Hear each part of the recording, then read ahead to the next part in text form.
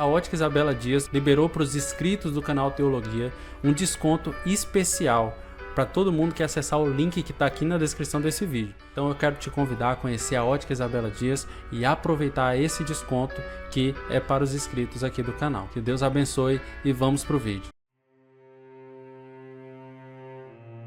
Esse movimento da palavra da fé, que é de onde origina-se a vasta maioria das heresias do Brasil, ela tem o seu nascimento no século XIX, através de um homem chamado Phineas Quimby. Ele nasceu em Nova Hampshire, Estados Unidos, 16 de fevereiro de 1802. Morreu no dia 16 de janeiro de 1866. Esse homem foi um professor americano, um dos pioneiros das ideias teológicas que deram origem ao movimento do Novo Pensamento. Quimby desenvolveu algumas ideias sobre a habilidade das pessoas de curar suas enfermidades por meio da força de suas mentes e palavras.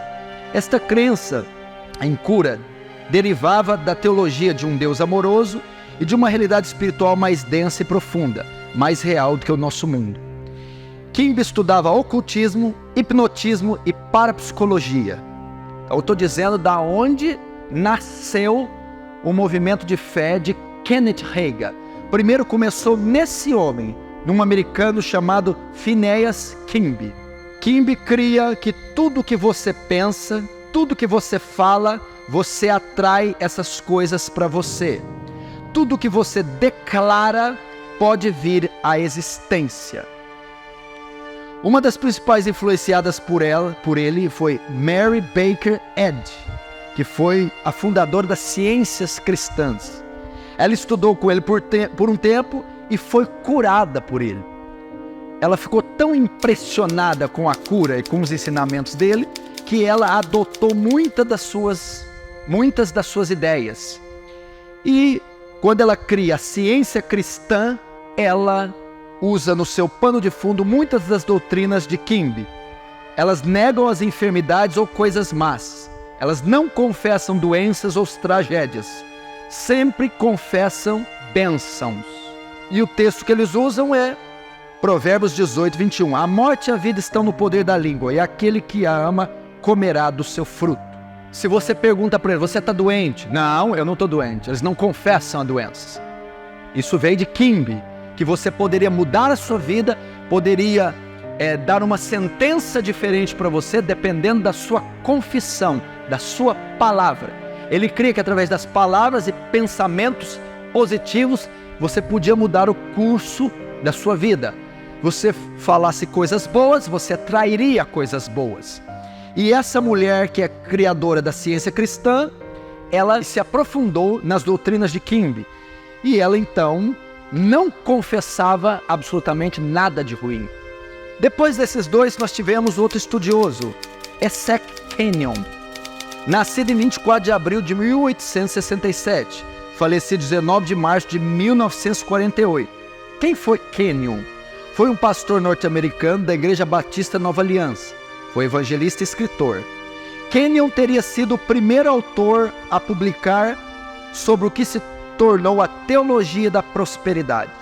Kenyon tinha muitas ligações com os ensinamentos de Quimby, com o movimento do Novo Pensamento. Esse Quimby ele criou uma doutrina chamada Movimento de Novo Pensamento. Como eu te disse, o que você pensa e declara pode acontecer, pode vir à vida.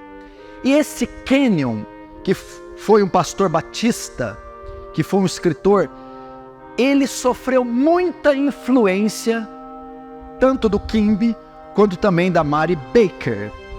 O que ele ensinava? Ele também ensinava que podemos trazer coisas à existência pela nossa palavra. E ensinava uma das heresias mais horríveis que até hoje é ensinada, que Jesus morreu uma morte espiritual no inferno, e lá no inferno, e não na cruz, expiou nossos pecados.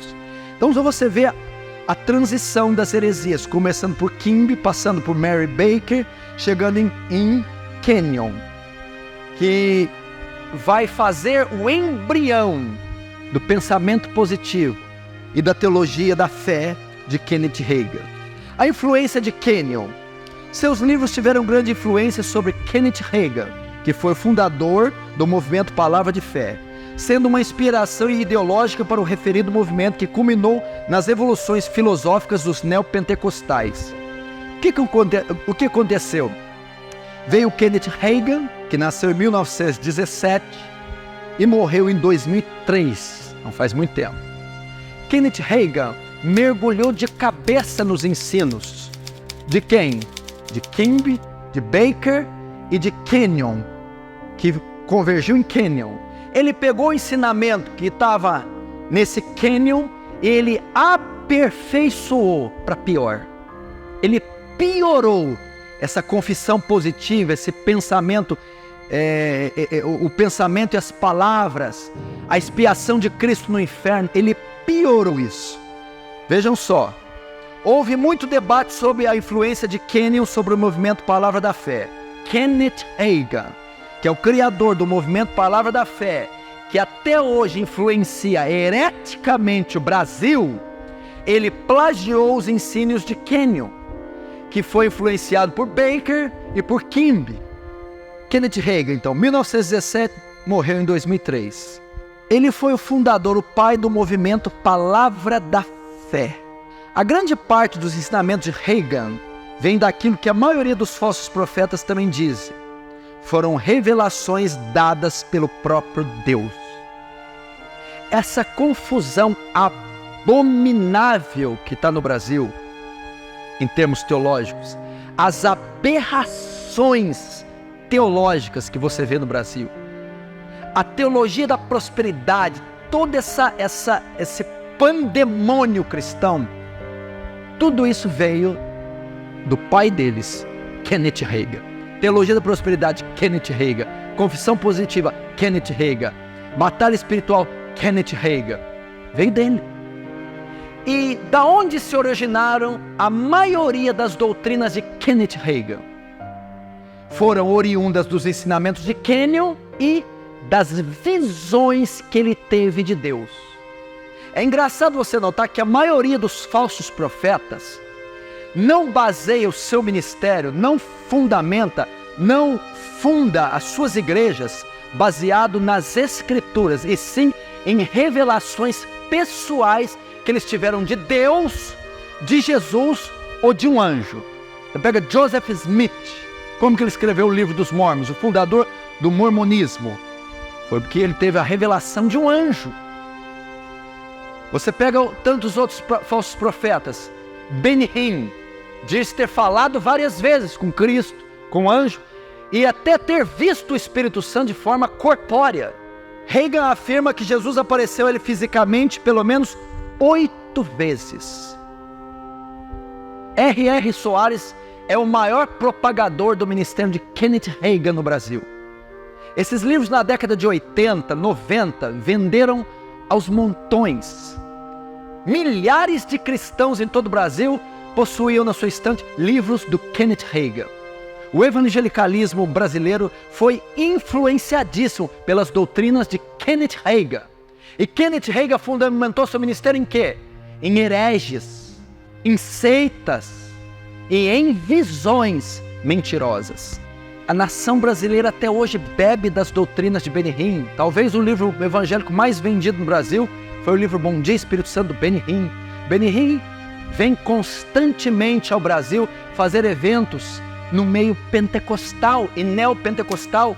Benny Hinn, em uma pregação, afirmou que Jesus ia aparecer em Nairobi, Quênia, para ele, fisicamente.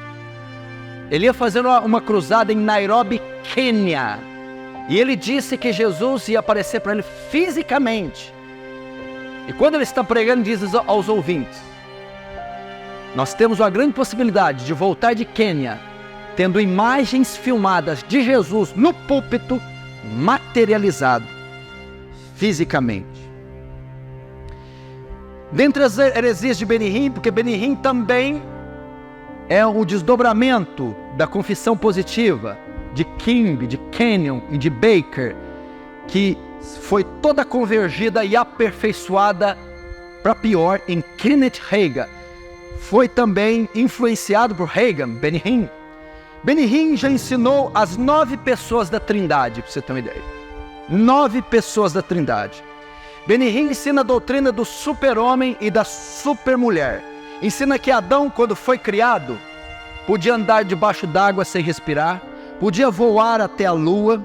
Ensinou que Eva também era uma mulher perfeita e que no plano original Eva dava a luz pelo lado. Dava a luz pelo lado, porque foi da costela de Adão que foi criada. Com o pecado ela passou a dar a luz por outra parte. É isso que Benihim ensina. Ele escreveu Bom Dia Espírito Santo, Bem-vindo Espírito Santo, Unção e o Sangue. São os livros mais famosos dele em português. Nesse livro, o Sangue, ele estava fazendo uma cruzada e ele chamou para participar dessa cruzada 49 freiras. Se você ler no livro, lá no último capítulo do livro, o Sangue, ele relata isso, que ele está fazendo uma cruzada e na cruzada ele convida 49 freiras de um convento católico para cantar com ele em cima do púlpito Quão Grande És Tu. E elas cantam e entoam junto com ele. Essas freiras convidam Benihim para ir no seu convento. Ele vai, ele começa a orar com elas e começa a ministrar sobre elas, começa a orar em línguas. E as freiras oferecem a hóstia para ele, a Eucaristia. Ele come, toma na hóstia. Ele conta no livro que ao tomar a hóstia ele sente um fogo entrando dentro dele, uma paralisia com ele, e ele sente os dedos dele nessa hora tocar no manto. E dentro desse manto havia um corpo. E diz Benihim que esse corpo era o corpo de Jesus. Ele tocou o corpo de Jesus sobre o manto depois de ter comido uma hóstia num convento católico junto com as freiras. É um dos autores que mais vendem livros no Brasil, que propaga ideias parecidas, que também tem pano de fundo as mesmas doutrinas de Hegel, confissão positiva, teologia da prosperidade, curanderismo e essas experiências com Deus. Que você abra seus olhos, que você saiba discernir os tempos. E à volta do Filho do Homem haverá falsos profetas que farão tão grandes sinais que, se possível, enganariam até os escolhidos. Acautelai-vos, pois eu tenho dito, acautelai-vos dos falsos profetas, pois vêm vestidos de ovelhas, mas no seu interior são lobos devoradores. Deus tenha misericórdia dessa nação. Deus tenha misericórdia de nós.